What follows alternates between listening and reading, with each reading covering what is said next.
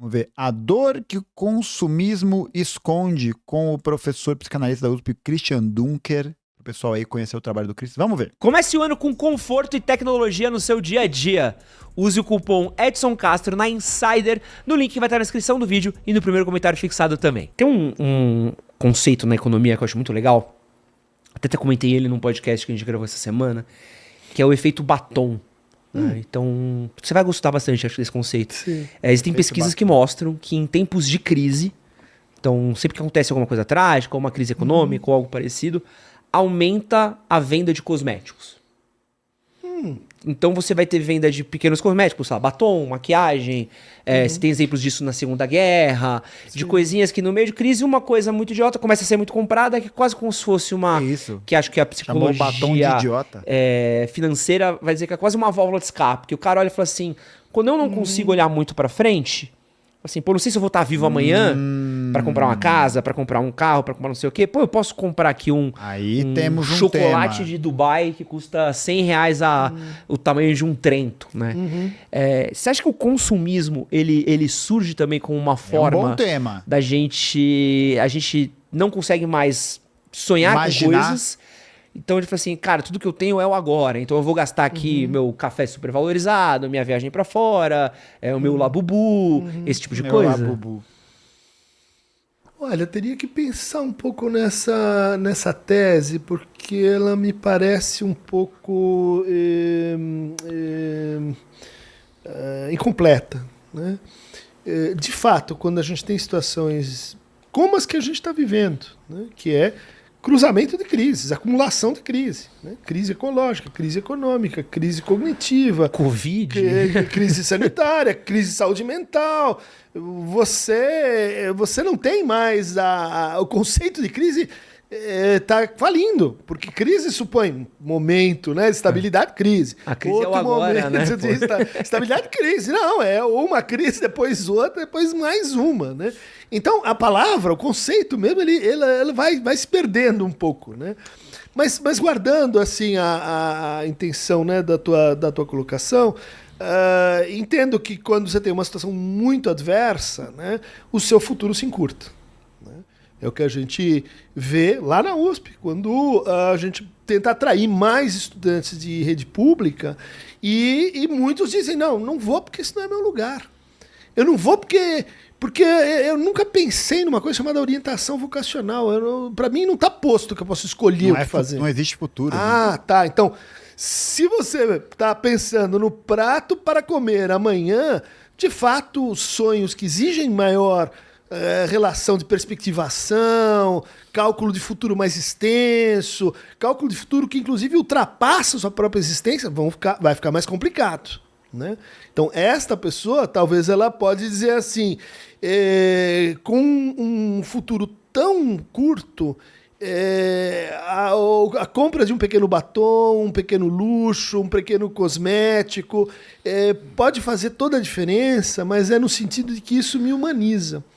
Isso é uma espécie de resíduo, né, da capacidade de sonhar, de me fazer bonito, de cuidar de mim, de sair dessa labuta, né, com o mundo, com a vida, para conseguir dar o próximo passo. Até um totem de vitória, né? Porque o tênis Nike pro cara, às vezes eu venci porque eu comprei um Nike. Exato, são reduções, mas que não são reduções que destroem a capacidade de sonhar, são encurtamentos, né? Muitos, né, precisam fazer isso até para sobreviver subjetivamente. Qual que é o problema? Isso o padre Júlio Lancelotti tem muito a ensinar para a psicologia e para o Brasil. Você tratar essa pessoa como um ser de necessidade.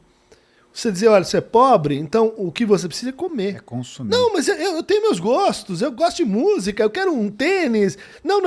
Eu sei que você precisa de necessidades básicas. Começar a tratar a pessoa como uma pessoa tipo. E isso é muito pior do que, vamos dizer assim, você enfrentar as dificuldades do mundo, né? Porque isso afeta a tua máquina de desejar, né? Então, o batom, o grampo, Vira só como a gente consumo. vê, né? Indo em Theresienstadt, que é um campo de concentração na Tchecoslováquia, em Dachau, em Auschwitz, nesses lugares extremos, como em Gaza aí recentemente, você vai ver a importância desses pequenos gestos do tipo uma bailarina. Opa, eu esqueci de mudar o título da live, porque a gente já falou sobre o caso Epstein. Ah, cada vídeo você vai trocar o título? Sim. Um desenho, um grampo no cabelo, que marca que aqui tem um ser humano. Por quê? Porque ele é capaz de sonhar, né? Esse processo é diferente de algo como, olha, eu saí da crise, eu não estou mais com a preocupação de que amanhã eu posso morrer. E daí você vai ter uma outra lógica de consumo que é assim. Então, E aqui tem um ponto muito importante, né? Só para dar um contexto assim, que eu acho que ele é muito fundamental, que é ver que a situação que existe hoje, aplacando especialmente a juventude trabalhadora, é uma situação em que esse futuro está sendo constantemente adiado, né? A gente tem hoje uma situação concreta, né? Que é o fato de que a geração Z, né? A geração Z tem cada vez menos perspectiva de construir uma vida com estabilidade em uma lógica de longo prazo. Então, é cada vez mais inalcançável do ponto de vista financeiro, do ponto de vista econômico, você comprar uma casa. É cada vez mais inalcançável você conseguir construir algum tipo de propriedade. E por aí vai. Então, esse tipo de dificuldade, esse tipo de desadequação, ele vai produzindo cada vez mais uma necessidade de que seja o consumo essa expressão da felicidade, essa expressão de reconhecimento, de existência, né? Por isso que a gente vai cada vez mais consumindo mais. E é interessante porque você pega para analisar hoje, por exemplo, como as redes sociais operam mesmo, né? E como a gente está inserido, né, na forma de como a produção está organizada, né, na circulação de capital, na acumulação de capital, o quanto a gente vive acelerado, o quanto a gente vive com pressa, o quanto a gente vive constantemente querendo consumir mais e mais, né? E aqui isso vale para praticamente todas as coisas, né? Não só para as necessidades básicas, mas também para aquilo que diz respeito à nossa própria formação, à nossa relação de uma experiência com a realidade. Então, a gente pega e vai na rede social, aí abre lá o vídeo e consome a informação, um atrás do outro. Tá. E aí, a gente vai sempre precisando renovar esse lugar do consumo, né? Essa é a questão central da mercadoria, né? Essa é uma das questões elementares da mercadoria. Ela nunca será ela nunca vai suficientemente atender às suas expectativas. Ela nunca vai te deixar pleno, né? Ela nunca vai te deixar 100% satisfeito. Você vai encarar um tipo de satisfação e no momento que aquela satisfação for acabando, essa mercadoria também se torna inútil, né? Ela perde o seu valor de uso. Só que numa lógica, por exemplo, de consumo de informação, em que a informação cada vez mais entra nessa roda de mercadoria, entra nessa roda de produção, e a gente está o tempo todo consumindo informação e sabendo mais, se informando, cara, pira, velho. É piração. É piração. Porque é muito volume de coisa, né? E é claro, isso aqui é feito para gerar um consumo cada vez mais acelerado. Então, cada vez que você vê um Reels novo, é como se você estivesse comprando uma coisa nova. Então, você se satisfaz momentaneamente, você se satisfaz instantaneamente, e aí você passa pro próximo. E aí você passa pro próximo. E você passa pro próximo. Acaba se tornando uma forma de consumir, né? Então, é mais essa questão, né, de ver como tudo está se transformando em mercadoria. Desde serviços essenciais e básicos, né, ligados à manutenção da vida, energia elétrica, alimentação, saneamento, taranana, quanto também todas as coisas que podem produzir alguma forma de lazer, né? Tanto que você pode observar, a gente tem uma diminuição da construção de espaços de lazer, de cinemas, de parques, e você tem o aumento da construção de prédios, você tem o aumento da construção de shopping centers, você tem o aumento da proliferação de serviços de streaming, em que você nunca mais vai ter acesso àquela mercadoria de maneira física, né, de maneira permanente, como era num DVD e tal. E assim, e não é aqui um retorno à nostalgia, né? Porque DVD hoje é um trambolho, né? É um negócio que não ocupa espaço, etc, etc. Mas, cada vez mais, a gente com menos acesso concreto a essas informações, a esses divertimentos, a esses lazeres, né? Não, pra mim, o auge do auge é ter anúncio no streaming. Anúncio no streaming. Anúncio. Anúncio, você tá lá vendo a tua série, tá lá vendo Pocoyo, aí tem um anúncio. Não dá, mano. Não dá. Agora, eu posso sonhar em fazer um curso de inglês. Eu posso sonhar em comprar um shampoo um pouco mais caro. Eu posso sonhar em ter um sabonete. Que foi o que aconteceu na primeira versão do governo Lula. A primeira e segunda versão, que foi uma democracia à base de consumo. Todo mundo diz, bom, mas isso aí não vai dar certo. Tem razão do ponto de vista econômico, mas do ponto de vista subjetivo, o que estava sendo posto ali? A inclusão, né, uma humanização de uma grande parcela da população brasileira que podia, então, dizer, eu não sou um ser de necessidade, eu posso comprar um batom. Tudo bem? Então, dois batons diferentes, né? E o terceiro é... E aqui tem um ponto, só para também dar uma dimensão interessante, que é assim, né? Olha como a coisa dá a volta. Porque se você constrói uma sociedade cujo reconhecimento de humanidade é baseado no consumo, e, portanto, você vai constantemente necessitar a renovação desse consumo. Você vai constantemente necessitar que novas coisas sejam consumidas. Que novos processos circulem, né? Você vai precisar cada vez mais manter esse nível de consumo. E a partir do momento que se instala uma crise, e as crises no capitalismo elas são cíclicas, né? Elas acontecem de tempos em tempos, como um reajuste de onde o capital está para outro lugar que ele vai, para ele aumentar o seu processo de valorização, né? Então a crise ela acontece nesses termos, ela acontece nessa dimensão. Quando você tem um sujeito histórico, um sujeito humano, que reconhece a sua posição de humanidade como alguém que consome, a partir do momento em que essa pessoa não tiver mais acesso ao consumo, porque ela está desempregada, porque ela viu a redução do seu poder de compra, porque ela não tem crédito na praça, porque etc, né? Problemas da ordem, dessa crise do capital da ordem econômica, ela não mais vai reconhecer legitimidade naquele governo que se instalou outrora, né? Tanto que é isso. Junho de 2013, a crise de 14, de 15 e tal, é um processo que vem muito por conta desse problema do consumo que acontece também, né? 2013, além de ter os movimentos das jornadas de junho e tal, foi um dos anos que mais teve greve no Brasil num período histórico considerável aí, de 10 ou 20 anos, não me lembro agora. E aí qual foi o problema? O problema foi considerar que essas pessoas poderiam se satisfazer única e exclusivamente com o consumo. E se você não tem uma mobilização permanente, né? E aí é que tá a questão. Você precisaria encampar um discurso de classe, né? Um discurso de mobilização, de luta de classes constantemente. É o fato, né, de que uma sociedade baseada em consumo, que as pessoas se reconhecem como consumidoras, uma hora, se o consumo acaba, ela colapsa. E aí, qual vai ser o apoio que essas pessoas vão dar ao governo que, segundo a mídia hegemônica, segundo a sua percepção, ainda que limitada da realidade, mas percebendo, né? O que esses consumidores que cresceram sob o governo do PT vão dizer sobre o PT? Vão ser críticos, né? Vão começar a se levantar contra essa lógica.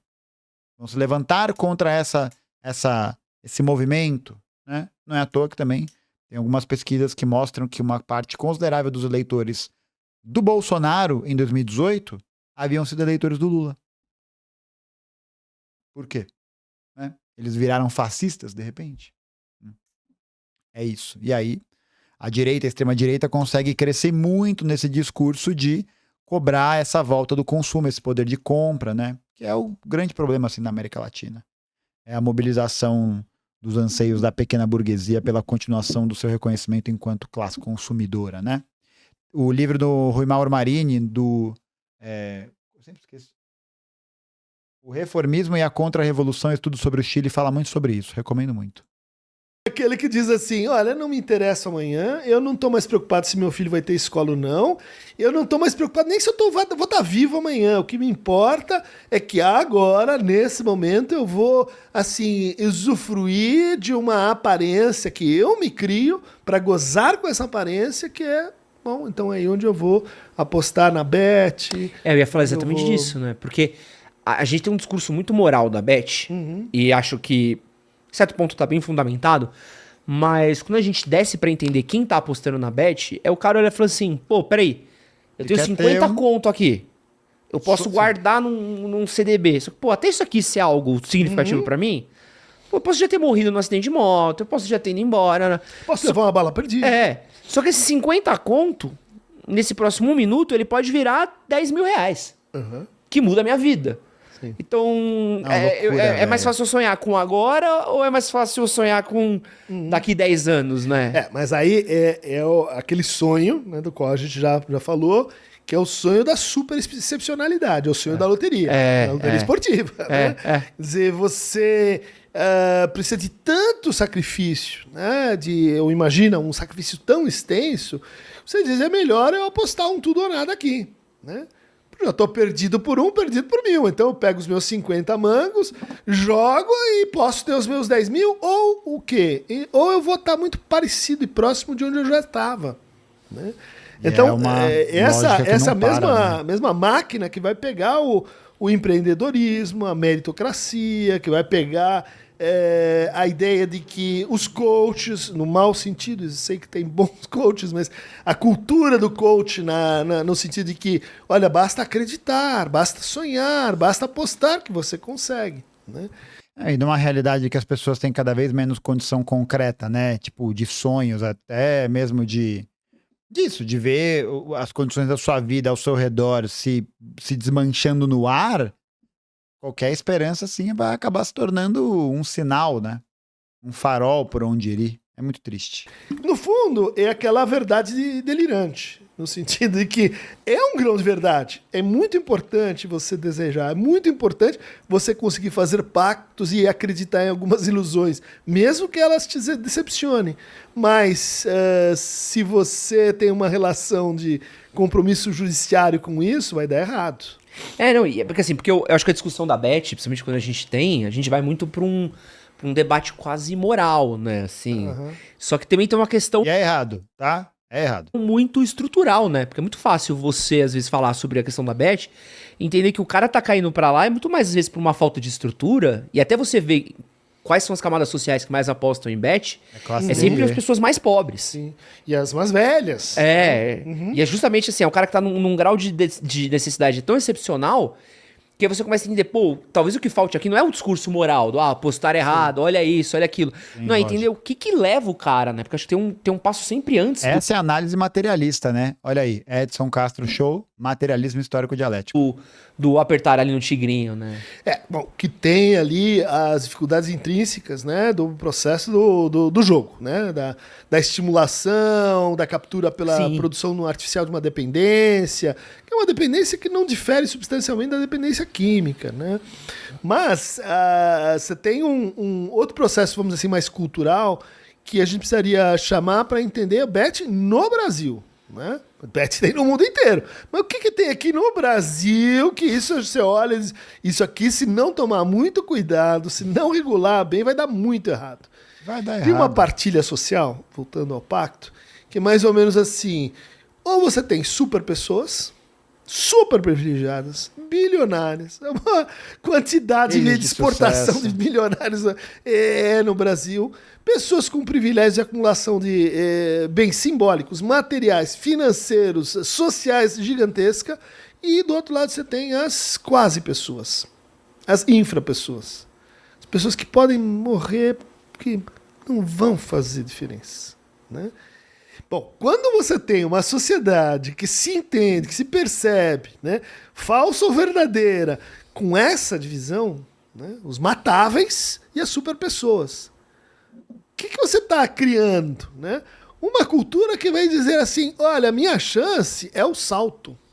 A minha chance é eu achar uma espécie de milagre, e aí entra as tendências neopentecostais religiosas prometendo isso. A minha chance é que eu tenho que me superar, não basta me superar.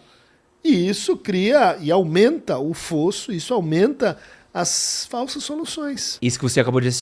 Pô, bom demais, né? Bom demais. E assim, olha como isso faz sentido, né? Porque dentro dessa perspectiva, né, dessa realidade que a gente está inserido hoje, com o discurso da meritocracia, com o discurso do coach, com o discurso de tudo isso, a tendência é esse tipo de fenômeno só ser ampliado, né? É só você ver que mais e mais pessoas vão acreditar nessa conversa, principalmente porque a conversa do coach, a conversa desse tipo de estímulo, da vitória rápida, a meu ver, ela tem uma outra contribuição. Ela tem não bem uma contribuição, né? Mas ela tem um outro movimento que produz uma outra direção, que é esse movimento de um estímulo, né? É o movimento de você acreditar, de você ser mobilizado por alguma coisa, por achar que aquilo vai dar certo, né? Por isso que você acredita no salto, né? Não na caminhada, mas no salto para poder chegar até o outro lado do precipício. E aí, né? O que acontece é que esses discursos criam mensagens motivacionais, eles mobilizam as pessoas, né? Por isso que eu acho que, inclusive, é importante a gente se desvencilhar dessa ideia de que a galera que cai no papo do coach, que vai para os rolês de marketing digital, taranana, é tudo bobo, é tudo burro, é tudo idiota. Não, mano, é gente como a gente, é trabalhador que nem a gente que quer tirar o seu, que quer mudar de vida, que quer melhorar, que quer viver um pouco dessa fantasia, né? Viver um pouco desse lugar de reconhecimento que o consumo no mundo capitalista produz, né? Especialmente nesses tempos em que tudo que nos circula é passível de ser consumido, né? Não que já não fosse antes, né? O mundo é uma gigantesca coleção de mercadorias, mas agora eu acho que essa dimensão do consumo ela está ganhando cada vez mais facilidades, crédito, endividamento e cada vez mais virtualização, né? A gente consome a assinatura. A gente paga pela assinatura, não pelo filme, né? A gente paga pelo direito de usar, por atravessadores. A gente não tem mais acesso direto. Agora é uma grande empresa que faz essa mediação.